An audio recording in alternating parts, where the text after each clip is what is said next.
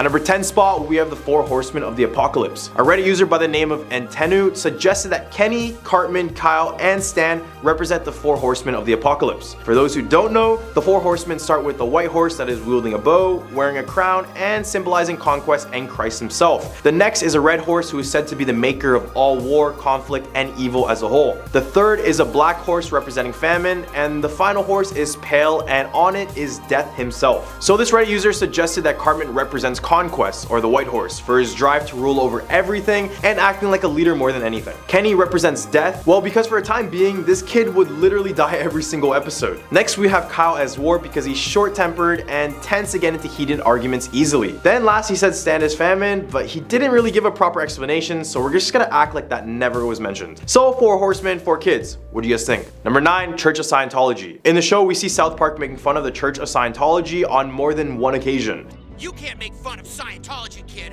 We are gonna sue your ass and your balls. In the Trapped in the Closet episode in the 9th season of the show, we see things like Tom Cruise refusing to leave Stan's closet. Tom Cruise, this is Park County Police. Please come out of the closet. And then making fun of the Church of Scientology. This included highlighting some of the strange principles associated with this religion. You reveal the secret which began the whole Church of Scientology.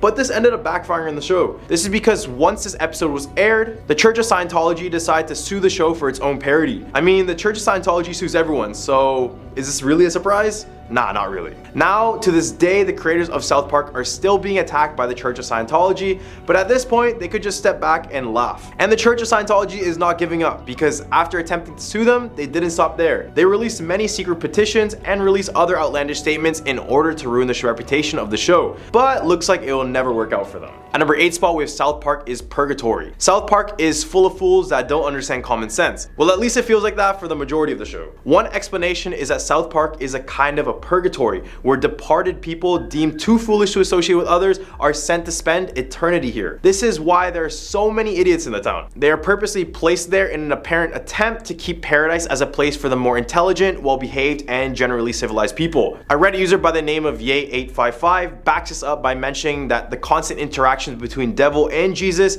say that these interactions are actually attempts to improve their poor souls and finally leave South Park. This is mainly the case for adults, but as for the children, they are said to be angels sent to the town just to observe. They must do this in order to avoid being like one of the dumb adults living inside of this town. At number 7 spot, we have Officer Barb Brady isn't a cop. Or is it Officer Bob Brady? Huh? Where? Barb Brady is South Park's former main police officer. He is known for his incompetence and not having any sort of awareness when it comes to literally anything. This inability to perform his job has led Reddit user TT Milker to believe that he isn't a cop at all and instead is the clown of the town, only pretending to be an officer. He goes on further to say that the whole town is aware of this and allows him to play cop because they just feel bad for him. For example, he is always seen wearing a large misshapen police badge, which looks like something he just put together. Also, no one really takes him seriously. When a crime happens, they kinda know nothing will happen about it and they go to the Park County Police Station for help. He is also never seen with partners or any other officers, showing that he is potentially the only cop when that isn't the case. And most of all, when there is a crime, all he usually says is, "Move along, nothing to see here." Okay, people, move along. There's nothing to see here. And this is supposedly because he is waiting for the real police to show up. At number 6 spot, we have Eric Cartman is evil because of the town. Eric Cartman! Eric Cartman is one of the kids that everyone hates because he never really has nothing nice to say, and he's just a big bully overall. But this wasn't always the case. A Reddit user by the name of Stab Hamsters came up with this theory that Eric got more and more evil as the show progresses due to the people of South Park. In the first 4 seasons of the show, we see Eric as a typical bully and a brat. But after the season 5 episode, Scott Tenorman Must Die, he noticed that Eric was starting to have psychotic tendencies. The Reddit user pointed out that Cartman's self-esteem was being destroyed by the town. For example, he is constantly being reminded of his mother's drug and mental issues, and for an 8-year-old, you can see how this affects him a lot. In the episode Jacovosaurs, Eric is trying to make these species welcome in South Park, but eventually the town would lie to him and send them away to Paris. However, in a season 24 episode, adult Eric Cartman agrees to help out adult versions of Kyle and Stan go back in time, only to find out that Eric is homeless and depressed. Basically, if Eric never lived in the town, he would be a much happier and friendly person. In the hunt for a list, we have Man Bear Pig is Real. Man Bear Pig is another one of South Park's amazing creations that is both entertaining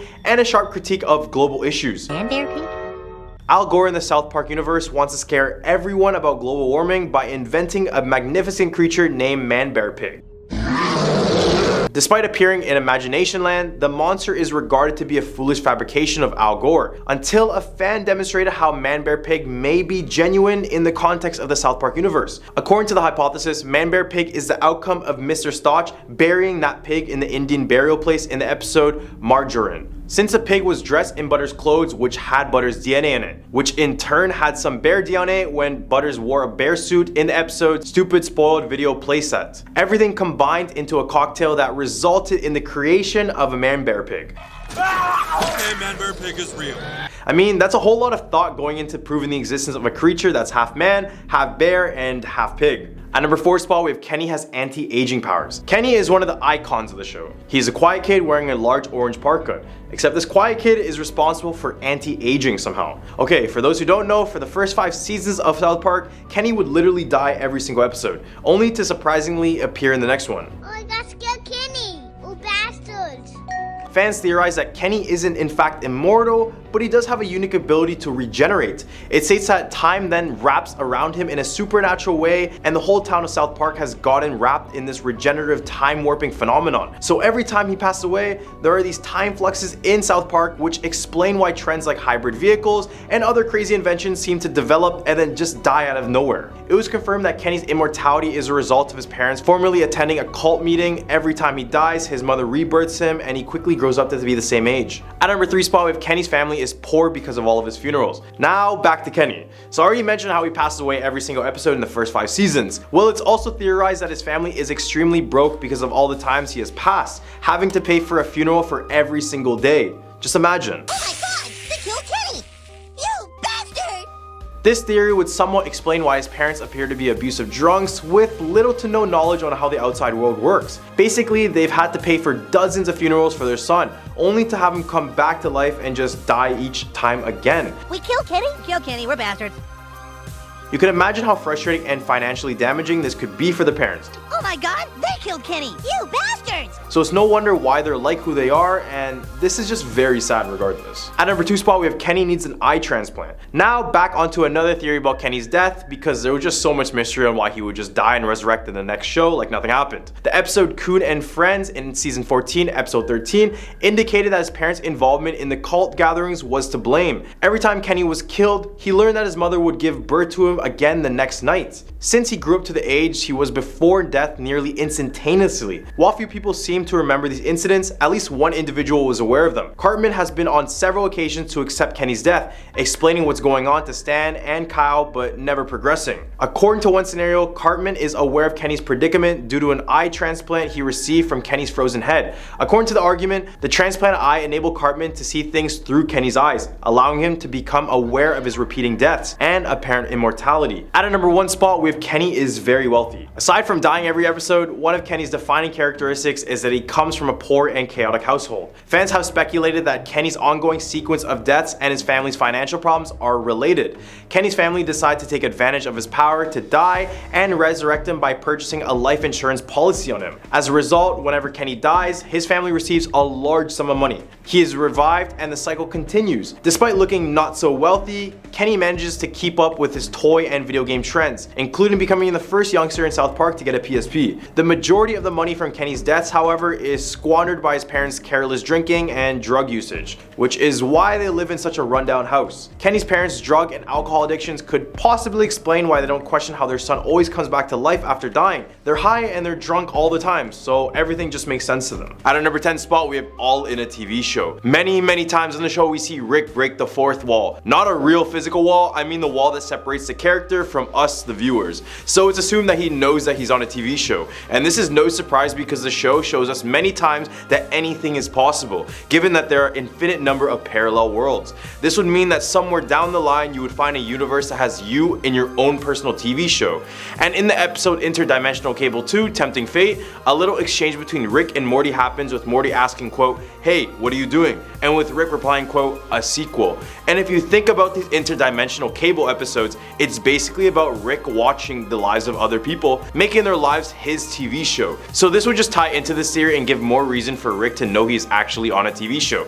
And if we apply this to myself, for example, this would be a TV show of us making a TV show of someone else watching a TV show of someone else watching us. At number 9, we have We Are a Video Game Character. In the episode Morty Night Run, we are introduced to a video game named Roy: A Life Well Lived. When they arrived at the Blitz and Chips arcade, Morty decides to hop onto this game after realizing it's a virtual reality life simulator. When he enters the game, he plays as Roy Parsons, and the goal of the game was to guide Roy throughout his lifespan from birth to death. When Roy passes away, the game ends and Morty is brought back into the real life. So basically, he's lived out an entire lifespan of someone else. So this brings up the question, what if we were all in a video game? And more terrifying, what if we were all being played by someone else without us ever knowing? What the hell? Where am I? 55 years. This would also encourage simulation theory, but the fact that someone could be playing you in a video game throughout your life is something to think about even more. At number 8 spot, we have Infinite Universe. In season 1, episode 6, named Rick Potion number 9, Rick and Morty practically destroy the Earth with a Cronenberg virus. This virus was initially thought to turn the Mantis people back into regular humans, but instead it turned all the people in the world into twisted blobs of flesh, similar to things you may see in a Cronenberg film. After the majority of the world was affected by the virus, the two left their reality for another almost equal, where their other selves just happened to pass away just before they arrived. This led to the theory, what if people around you are from other universes who replace their own selves? Even though the multiverse is completely hypothetical, it doesn't seem far-fetched. If you knew that your next door neighbor was from another universe, what would you say to them? How would you react? Would you be scared? At number 7 spot, we have Rick and Morty's dynamic is a representation of mental illness. Rick and Morty are two very different characters, one being extremely smart and the other one being kinda stupid. Many believe that along with this balance, both internally in them, each and combined, they represent dark illnesses such as severe bipolar disease, alcoholism, insanity, and many more. Rick is extremely intelligent and very good at manipulating people, which could be seen as a coping mechanism for someone with bipolar disorder. He is always dealing with unusual circumstances and also has a very hyper-optimistic outlook on life, something that is very characteristic of someone dealing with depression. In addition to this, Rick is frequently manipulative and controlling of his loved ones.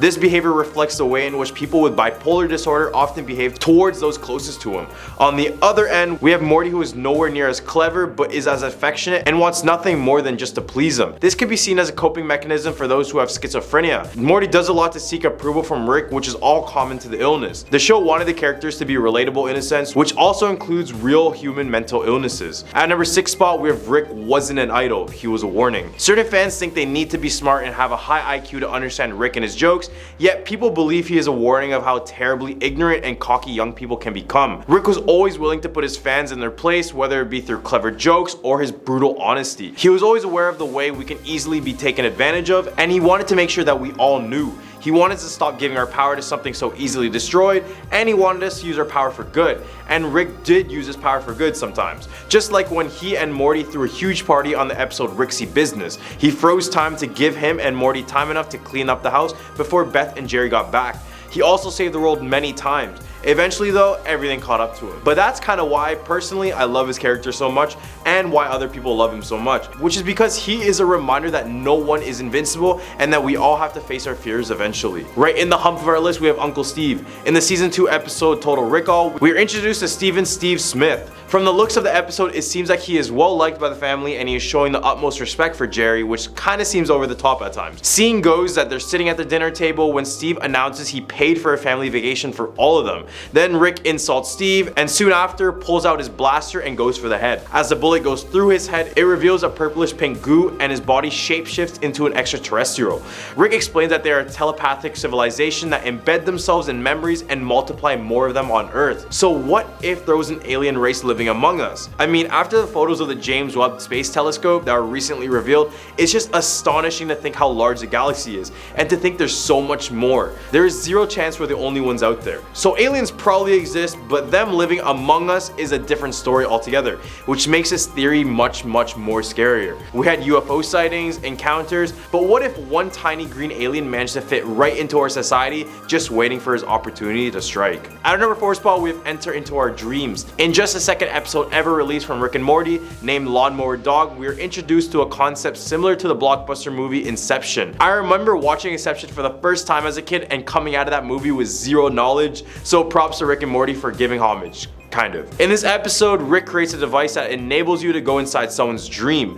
A Freddy Krueger parody named Scary Terry would go into people's dreams and turn them into nightmares, but when Rick and Morty enters his dreams, they alter the way he acts towards people. As well, they did this for Morty's math teacher in order to give himself a better grade. So what if we lived in an Inception / Freddy Krueger universe where dreams could be entered? The thought of it is terrifying. The fact that we can't control our dreams and the fact that someone can just manipulate our thoughts in our dreams without us doing anything at all doesn't sound too nice. There's already a concept of lucid dreaming, which is when we are aware that we are in a dream and can freely move and manipulate our surroundings at will. So imagine that, but someone else in your dreams. Instant headache. All the way at our number 3 spot, we have every episode is a different Rick. A fan theory found online suggests that the Rick that we are watching on the show as of now is not the original Rick.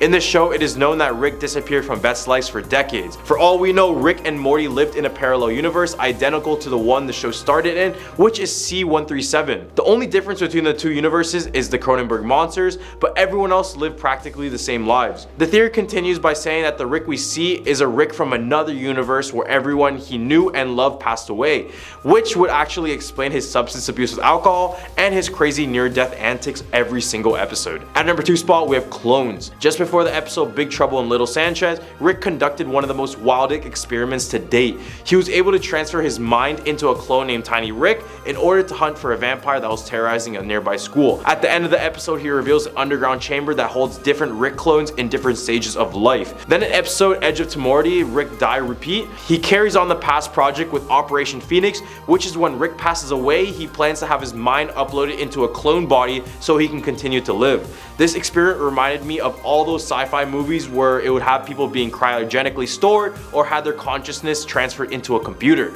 This has some scary implications to it because would your uploaded mind still be you? Like, yes, your brain is there and you have your past thoughts, memories, and behaviors, but everything past your neck down is foreign to your existence. All the way at our number 1 spot, we have a mini universe. In the 6th episode of the 2nd season, named The Ricks Must Be Crazy, Rick's car breaks down and he reveals that he created a mini universe inside of the battery. Rick said he put a spatially tessellated void inside a modified temporal field. And in layman terms, basically means that time inside of their universe moves faster than the one above them. He then explains he gave them electricity and they simulated a whole civilization. I always thought of a mini universe theory. When I watched the Marvel movie Ant-Man and he went subatomic to enter the quantum realm, basically shrinking himself on a molecular level, he goes through different dimensions. So what if the dimension we're just a part of is a much larger dimension and it just keeps going on? The universe is huge and we're just a tiny speck, but what makes you say that we're not part of some bigger reality and we're completely unaware of it? Big food for thought. Starting our list right at number 10, we have It's All in Peter's Head. For more than 2 decades, the characters of Seth MacFarlane's Family Guy has put themselves through increasingly absurd situations. Whether it's epic chicken fights or the Peter Copter, the Griffins have gone through situations that would be completely absurd in real life. However, in the world of the show, they can get away with just everything and be fine in just the next episode. So why is that? A Reddit fan theory suggests the reason why they do this is because the world of Family Guy takes place inside of Peter Griffin's head. Let's begin with his kids. We all know the unattractive daughter Meg. Well, it's said that she's actually a beautiful and popular teenager with a slight drinking problem. Meanwhile, Chris is actually a mentally challenged brother. Well, in the show, it kind of depicts that already. Theory says that one day she got too drunk and decided to pick up Chris, but ended up in a fatal car accident killing them both. This would explain why Peter dislikes Meg so much, especially because her issues caused the death of her brother. His wife Lois was broken down from the death of the children and decided to take her own life while having Stewie in the womb. Yes, this theory is really dark, so I'm sorry kids. With the loss of the entire family, Peter loses his mind and creates this whole fantasy world inside of his own head. As for Stewie, well, Peter never got to meet Stewie, which is why he's portrayed as a smart and cunning baby, because this is a reflection of how Peter expected his son to be. Coming at number 9, we have an allusion to the Twin Towers. First of all, rest in peace to all of those affected. But did you know that Family Guy creator Seth MacFarlane was due to catch a flight that was destined to hit the Twin Towers, and his reason being was that he was hungover and overslept. Because I didn't know this, and I swear a lot of celebrities claim they just missed this tragedy, but this one is a little bit deeper than that. It was such an important event that fans thought it was the direct inspiration for the film's plot of Stewie having a near-death experience. Do you remember the scene where Stewie would get crushed by a falling lifeguard seat? Well, the scene is peppered with snippets of dialogue that may or may not reference the falling towers, such as Stewie saying, quote, "Well then, it seems like there's only one thing to do. I must ensure that I had never gotten a close call with that lifeguard tower in the first place." And he also was saying, quote, "Yes, I did it. I stopped the tower from falling." This line struck out to me a lot because the falling tower was mentioned throughout the entirety of the film. Stewie's main goal was to go back in time to stop this tragedy. This moment could be attributed to the way Seth feels about missing the flight that was due to crash into the Twin Towers. That mixed feeling of guilt and relief is one of those feelings that are very hard to deal with, which could have inspired this traumatic episode in the first place. At our number 8 spot, we have the CIA is responsible for all humanoid animals. Do you remember that large chicken that would almost come out of nowhere and just start a full-on MMA fight with Peter? Well, his name is Ernie the Giant Chicken. Damn, I remember those fights, and I swear they would last just the whole show and be super chaotic and whatever. Well, a theory proposed by Reddit user Dal Taylor states that the CIA and the Family Guy and even the American Dad series has the ability to put human brains into any other animal or human. Klaus from the sister show American Dad and Brian Griffin from Family Guy are both great examples of this because they are both intelligent humanoids that could potentially pose problems for the CIA, such as Klaus potentially beating the USA in the Olympics for skiing and Brian being a hardcore liberal. Humanoids appear all over the universe. It could very well be a brain swapping program used to control the population.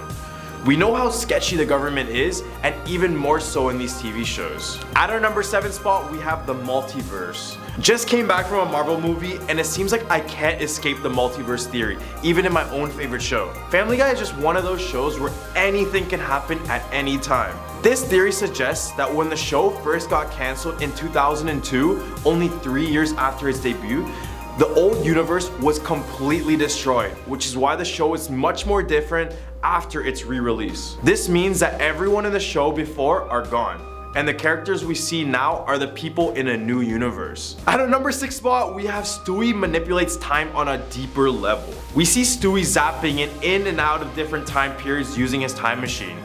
Casual thing for a baby, I might say. But have you noticed that Stewie always stays around the same age? It doesn't seem like he gets any bigger, nor does he look any different throughout the whole 20 years of the show. The other family members seem to age, but very, very slowly. For example, Meg started at 16 and now she's around 18. Lois turns 43 in that episode where she had a midlife crisis, and Brian started the series as 7 and just celebrated his 10th birthday this season.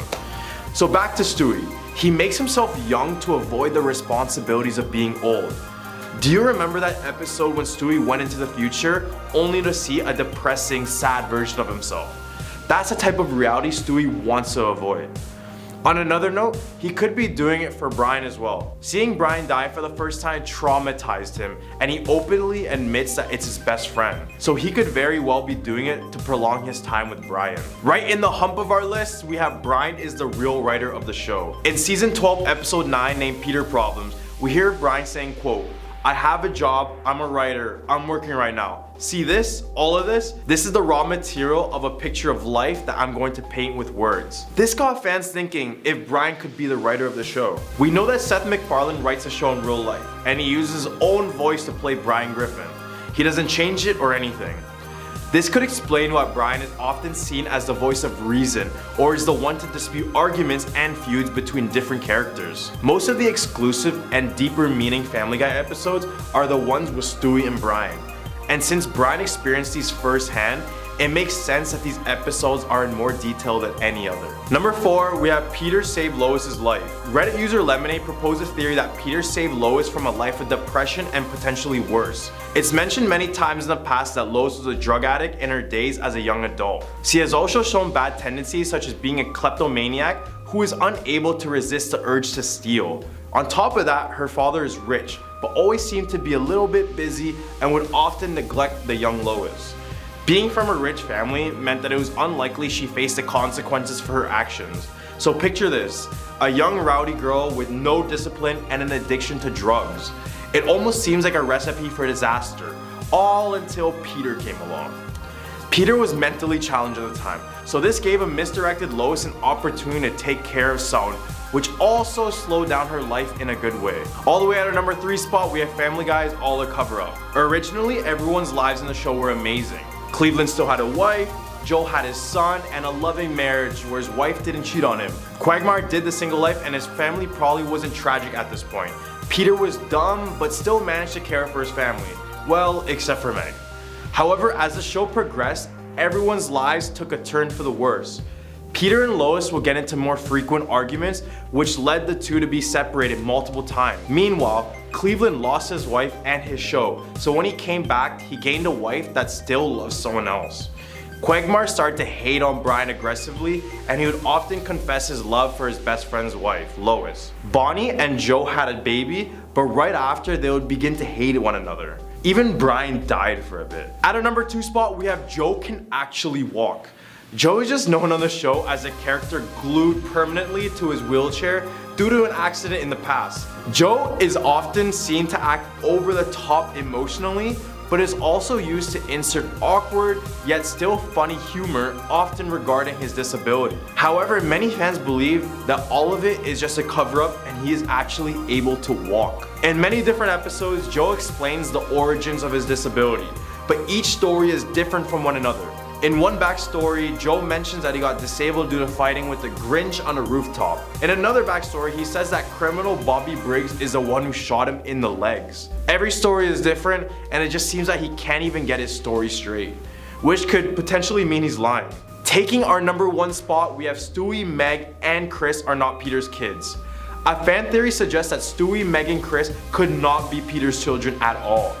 Well, first of all, do we really think any one of them looks like Peter or Lois? In season 15, episode 20 named A House Full of Peters, it shows Peter donating his sperm to a sperm bank. The kids that shared the same sperm all pretty much look the same as Peter. So how could Stewie, Meg, and Chris not look like Peter at all? The theory states that back in the day, Lois had many affairs, and we could see that that isn't impossible, especially with her fishy past of adult filming and substance abuse. Starting our list right at number 10, we have the God particle. There was a major breakthrough in 2012 called the Higgs boson, better known as the God particle. This explained how everything in the universe has a mass. However, it seemed that Homer Simpson discovered it well before 2012. Guess you can call him a genius. Because in a 1998 episode in season 10, Homer turns his attention to becoming an inventor, taking inspiration from Thomas Edison's life story. Surprisingly, during his time in the lab, Homer accidentally predicts the mass of the Higgs boson, or the God particle, as seen in the picture with his representation of donuts. So is the God particle a donut? Well, not exactly. According to scientists, if you work out the equation, you get the mass of a Higgs boson that's only slightly larger than the nanomass of the actual Higgs boson. Another scientist named Simon Singh claimed that the equation is a playful combination of various fundamental parameters like the Planck constant, the gravitational constant, and the speed of light.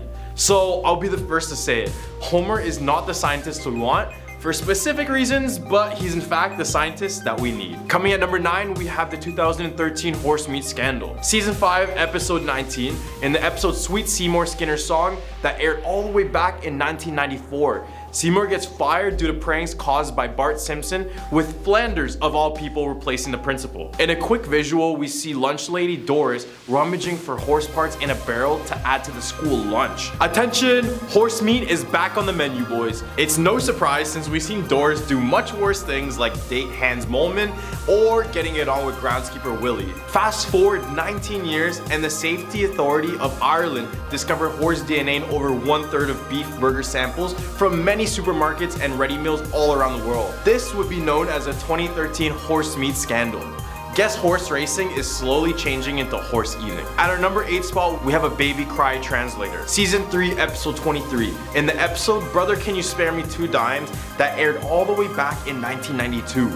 Homer's long-lost brother, Herb, helps create a device that could translate baby cries into real words. This device would have the ability to translate infants' gibberish into full English sentences. Imagine if this could be done. Oh wait, It did. Fast forward 24 years, in 2016, Taiwanese scientists developed an app that could distinguish different crying sounds of a baby and translate into more common speech. Researchers said that the app can immediately decode a baby's crying sound within 15 seconds. So if you ever want to have a full-blown conversation with a baby, your time is now. Tragically, at our number 7 spot, we have the Seafried and Roy tiger attack. Separate Fishbasher and Roy Hearn, the famous Vegas performers who worked with big game cats, were parodied by the show in 1993. The Simpsons predicted the horned tiger attack 10 years before it actually occurred. In the season 5 episode Springfield, Homer and Ned Flanders travel to Las Vegas where they meet Gunther and Ernst, which is basically a parody of Siegfried and Roy. Near the end of the episode, one of the duo's white tigers is shown attacking one of the performers. Then 10 whole years later, in 2003, Horn actually suffered a career-ending injury after a tiger attacked him during a show. The prediction from afar seems remarkable, but the Simpsons production crew dismissed it by saying that it was bound to happen. Guess they spoke tragedy right into existence, and they were so right about it. With our number 6 spot, we have the faulty voting machines. Season 20, episode 4, which aired in 2008, Simpsons showed Homer trying to vote for Barack Obama in the US general election, but a faulty machine changed his vote. It showed Homer's vote change from Obama to his political rival John McCain. Now 4 years later, after the episode in 2012, Obama was up against Republican Mitt Romney. There was someone in Pennsylvania who filmed themselves voting, showing that the machine they were using was broken. Just like in the episode, the machine would switch the Obama picks with Mitt Romney picks. Right in the hump of our list, we have autocorrect. The Simpsons supposedly predicted the autocorrect feature in a 1994 episode. This feature wasn't invented until 2007. In this episode, Bully Dolph wrote the memo, beat up Martin on his Apple Newton. Then the text autocorrects to eat up Martha. When Apple worked on the iPhone keyboard in 2007, rumors say that the engineers knew what they needed to get right, and that was the autocorrect feature. Could this be influenced from the show, or did the Simpsons predict yet another incredible technological feat? Coming in at number 4, we have a Nobel Prize. In season 22, episode 1, which aired in 2010, it showed Homer, Lisa, Milhouse, Martin, and others putting a pool together to bet on who would win the Nobel Prize for economics, chemistry, and other categories. We got to see the Nobel Prize for economics get announced, and while Jagdish Bhagwati won the fictional award on the animated TV show, Milhouse actually casted his vote on Bengt Holmstrom, previously shown on the paper. The thing is, he actually won the Nobel Prize 6 years later after the episode aired, which makes us rethink what's true at this point. Could Milhouse be the one behind Simpsons' predictive powers? Who knows? All the way at our number 3 spot, we have Canada legalizing weed. In a 2005 episode called Midnight RX, filmed during the show's 16th season, character Mr. Burns starts a chain reaction making prescription drugs affordable in Springfield, Illinois. Because of this, Homer and Grandpa Simpson started smuggling cheaper drugs from Manitoba, Canada, and found out that they were praised as heroes. On one of their future runs, they were joined by Apu and Ned. While in Canada, Ned meets a Canadian version of himself, set with a curly afro, but instantly starts taking a disliking to him after the counterpart tries to sell him a reeferino, which was legal there. Remember, this was back in 2005 where marijuana legalization wasn't even thought of. Then, fast forward 13 years later, in 2008, the prediction came true. Canada made cannabis legal in all provinces and territories. Time to add one more correct prediction in our list. All the way at our number 2 spot, we have FaceTime. Season 6, episode 19, which aired all the way back in 1995, Simpsons seem to have predicted commercial video calling. Remember, this is 1995. These were pre-internet days, and in this episode they showed Lisa time travel to a time when she's having a face-to-face online chat with her mom, Marge, which was virtually impossible at the time. Oddly enough, 15 years later, Apple re-announced their new and revolutionary FaceTime. But I don't really know what's so special about lagging out every single 2 minutes. But what about Skype? Well, first of all, Skype is almost dead, but Skype was released in 2003, which was still well before the making of this episode. Even though technology was leading to the discovery eventually, Simpsons always seemed to be ahead of the game.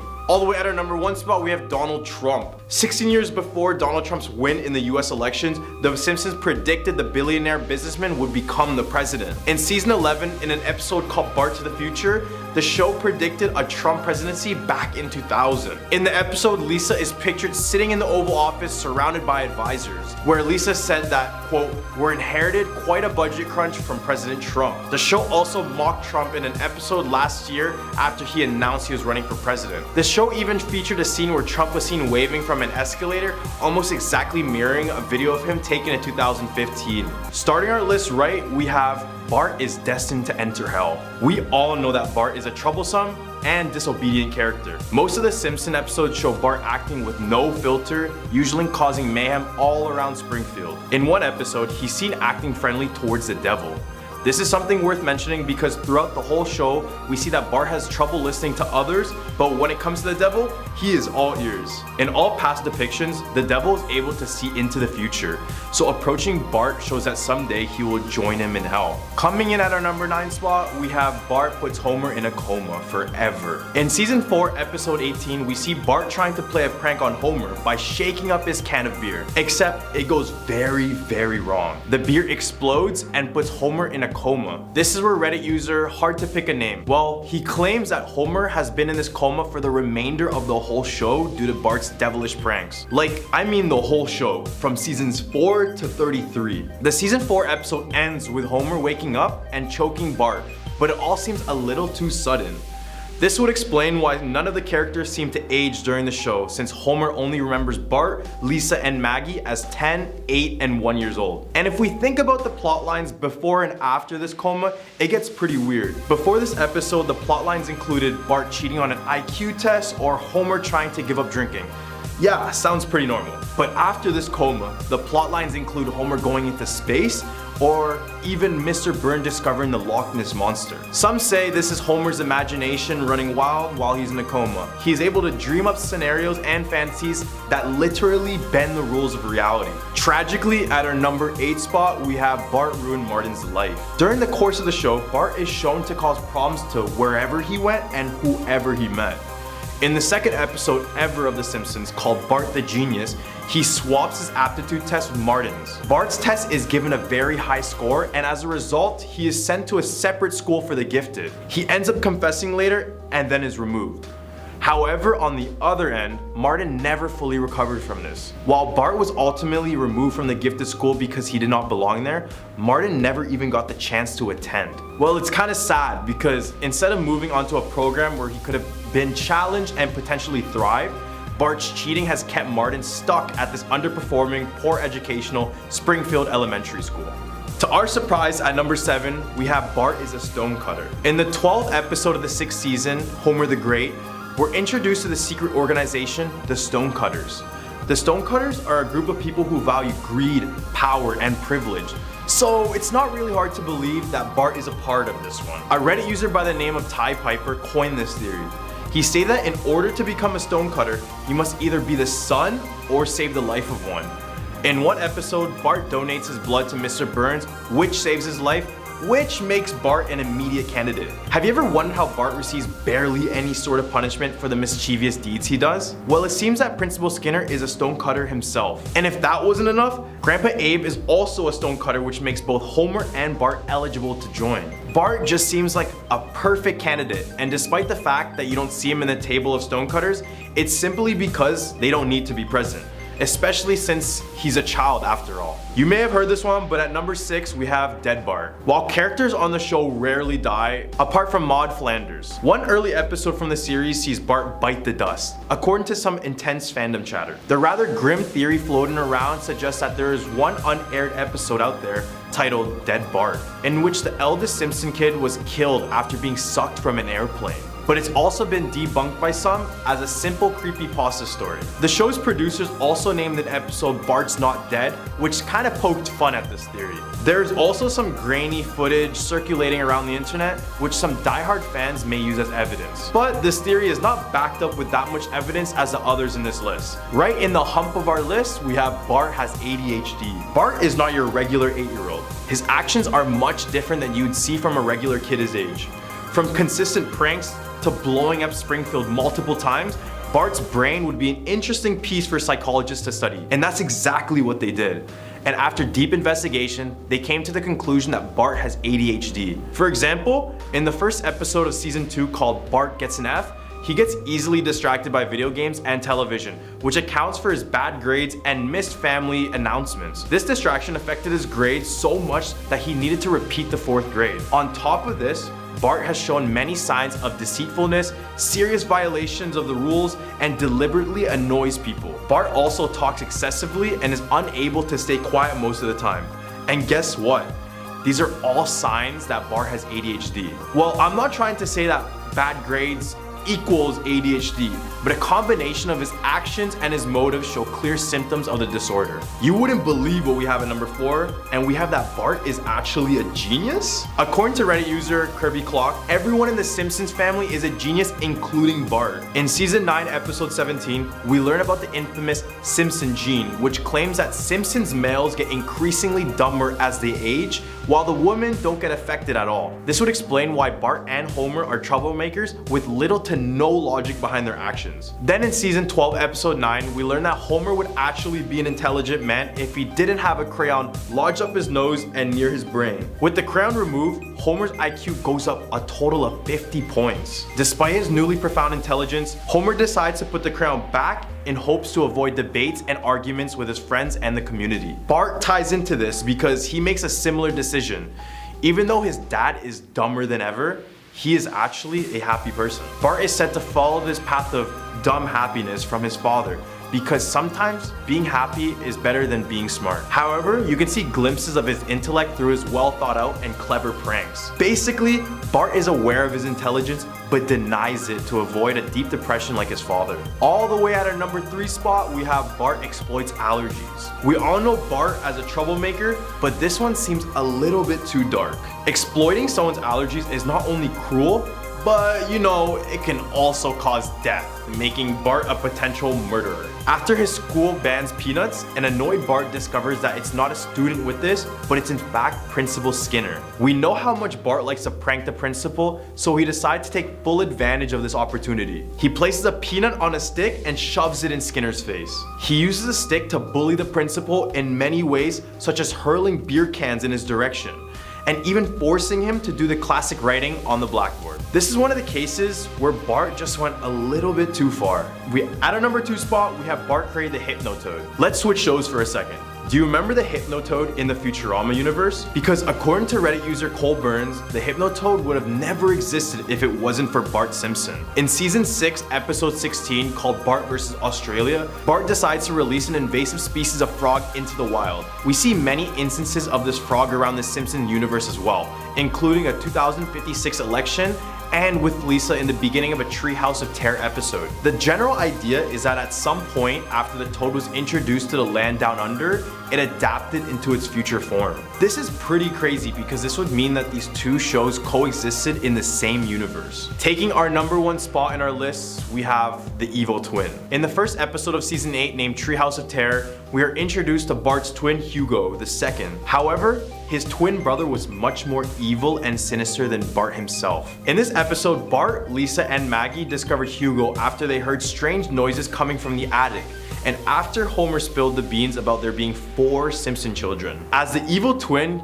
Hugo has been living in the attic of the Simpson home, and once a week was given a bucket of fish heads to eat because, well, he was supposedly evil, right? Hugo also did experimental surgery to prepare for his eventual reattachment to Bart and create a pigeon rat in the process. The family later learned, however, that Bart was actually the evil twin, as Hugo's scar from when he and Bart separated was on the wrong side. Bart then took Hugo's place in the attic and was fed fish heads, while Hugo was moved downstairs to live with the family. Starting off this list at number 10, we have Kamala Harris becoming president. So in season 11, episode 17, Lisa wore a purple suit with pearls as she was announced as being the president in an episode that was based on the future. On December 3rd, 2019, Kamala Harris officially ended her campaign to become the Democratic nominee for president, after stating she did not have enough funding to continue. She did not immediately endorse another Democratic candidate, but pledged to continue fighting to defeat Donald Trump, so she became vice president instead. Kamala Harris wore a purple suit during the Inauguration Day ceremony. Coincidence? Now at number 9 is the Big Ben going digital. In season 6, episode 19, also glancing into the future, Lisa falls in love with an English man. The two took a trip to England to meet his parents, and the episode showed the Big Ben clock tower having a digital display. It reappeared 17 seasons later next to the St. Beetle's Cathedral in the Holidays of Future Past episode. The Big Ben in fact hasn't rang and has been silent since 2017 for repairs, but are they going to be making any new additions? Coming in at number 8 is a force field. In season 11, episode 17, Bart is in a bar singing. The people aren't a very big fan, so they end up throwing their beer bottles at him. They, however, were not hurt because a red laser-like force field appeared in front of the stage. This one's kind of scary because, yeah, what if a force field was real to protect us, but also what if it could be used to trap us somewhere? An aerospace and defense company recently earned a patent for its first ever force field. The design submitted to the United States Patent and Trademark Office as a method and system for shockwave attenuation via electromagnetic arc. So basically like the one in Hunger Games. Or in Cabin in the Woods. Taking our number 7 spot, we have robots stealing human jobs. In season 23, episode 17, it's career day and Homer is on stage talking about his job. The presenter talks about how all these jobs that people have could be replaced by robots, so they wouldn't have to do it. Obviously, for some jobs, people still have to be involved, but they've already developed machines to do a person's job. Those are machines, but it could be full robots one day like in The Simpsons. Moving on to number 6 is a hologram. In season 11, episode 17, Bart gets a knock at the door, and it's what looks like a mailman delivering him a hologram message. Now this seems cool and all, but what if holograms got really far developed and they were so good that we couldn't tell what's real and what's fake? Like in Spider-Man Far From Home when the drones and Mysterio were creating a whole hologram around him, and he didn't know what was real. Researchers have created holograms that change from one image to another, something that could one day lead to the development of animated holograms. Halfway at number 5, we have virtual food. In season 11, episode 17, Homer and Marge are sitting at the kitchen table having virtual food. They say it doesn't taste very good, but eat it anyway. They're wearing what looks like a VR headset, but they have a black tube in their mouth that they are chewing on. I mean, we do have VR, so how really far off are we from developing something like that? A few years ago, 2 people from California went to New York to experience what's called a virtual augmented reality art and dining experience. They did it in a very similar way that The Simpsons had done it in the show, however they still ate real food. I guess virtual food is still a ways away.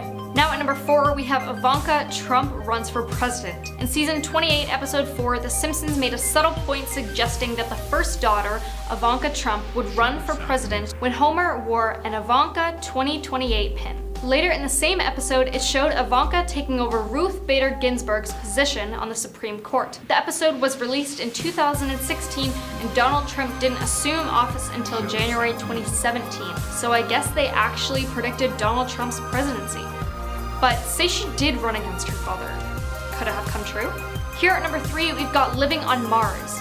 In season 27, episode 16, Marge isn't happy when Lisa volunteers for a one-way trip to Mars. So Marge volunteers to go with her. The idea behind the exploration is to colonize Mars before 2026, a date that moves up to the end of the week.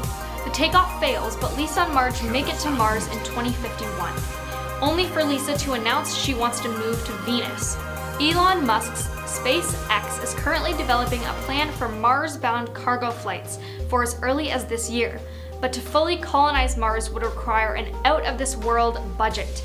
And we are already halfway through the year, and they haven't yet. Coming in at number 2 is Hoverbus. In season 11, episode 17, we see a few second clip of what looks like a city bus going by, but it's hovering just above the ground and it sounds electric. Now electric vehicles, that's something that's already been done, but not hoverbuses, or at least not yet. Chinese engineers were inspired by the inconveniences of traffic jams in the city and thought of a way out. They invented a hoverbus. Not exactly like the one in the show, but quite similar. A model of the transit elevated bus was inaugurated at the 19th China-Beijing International High-Tech Expo. Now, personally, I don't know how safe I'd feel with a hoverbus. What if it malfunctions and starts going up higher and higher and higher, and then it loses power and drops out of the sky? Or if you're crossing the street and it doesn't see you and goes by and chops your head off. I mean, maybe not, but like, we don't know. Now taking our number 1 spot is Bigfoot. In season 1, episode 7, while on a camping trip, Homer is mistaken for Bigfoot after falling into mud and is captured by scientists for observation. But it was really Bart who encountered the real Sasquatch in 2002 while exiting a bus in Canada. I mean, Bigfoot being real, I'm not too sure, but then again, what can we really say about photos like these?